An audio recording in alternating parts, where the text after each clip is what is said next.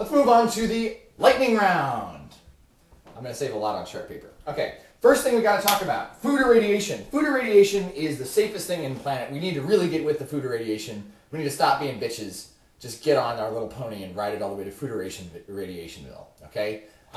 It's like pasteurizing milk, okay? All you do is you take your food, you put it near a radioactive material that is not a neutron emitter. If it doesn't emit neutrons, it's not going to make the food radioactive, okay? It's just like putting something in an X-ray machine, okay? Put it in the X-ray machine, and then that kills all the bacteria, all the viruses, all the prions, anything that might make you sick. Comes out, you can just eat it raw. Okay, you can eat raw eggs, you can eat raw beef. You can have Kobe beef sashimi if you want to, okay? As long as it's been irradiated, you can eat whatever the fuck you want and you're not going to need to worry about getting sick. As long as there isn't, like, post-radiation contamination, which there shouldn't be as long as it's properly packaged and handled, okay? They've known this since the 50s, is what kills me. The U.S. Army did a study. They were interested in what would happen to food stores that had been irradiated as a result of a nuclear strike from the Russians. And so as a result, what they did was they got some Mennonites who were trying to get out of going to Korea. A couple dozen Mennonites, and they fed them irradiated food for about, 6 months. And watched them real closely, and nothing happened. They were perfectly all right. No problems at all. Okay, so we really need to get past this. Next up, rhino mating. Somebody asked me how rhinos mate. Well, there's white rhinos and there's black rhinos. Well, they mate very carefully, because the thing about rhinos is they're doing it doggy style, and the dude rhino really doesn't want to fall off, because if he falls off, he's going to look stupid. He's got like a 2-foot-long penis hanging out, and it's really undignified, and he's probably going to sprain something, because rhinos weigh a ton, and I'm not even kidding about that, right?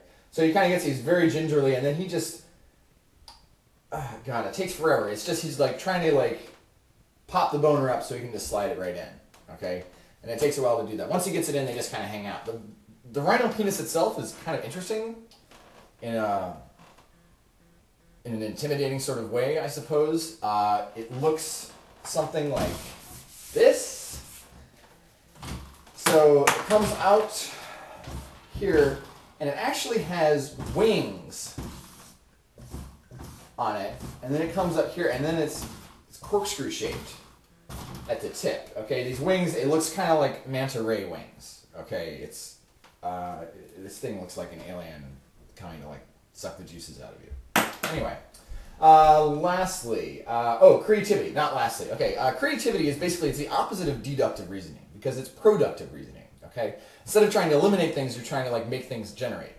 And the way your body does that, mostly your brain just kind of latches onto random memes, sees what you dreamed about last night. I think it's mostly unconscious, and then you end up with it. If you're trying to be deliberately creative, it's going to be obvious, and you shouldn't do that, unless you're just following patterns of habit, in which case that's fine. Let's see. The second coming. Okay. Most people have a refractory period, men and women. In men, pretty much all men have a refractory period, ranging from about 15 minutes, that's typical for like an 18-year-old male, to more like around 20 hours when you're 70, okay? Typical average time is about half an hour. Whereas with women, of course, there's a wide variety of sexual responses. One of them could be the whole multiple orgasmic thing, where you just kind of like hop and skip from one orgasm to the next, without stopping for a refractory period.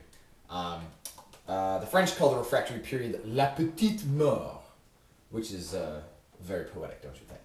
Anyway, I hope that answered some people's questions, and I wish that other people would ask me more. Have yourself an excellent evening.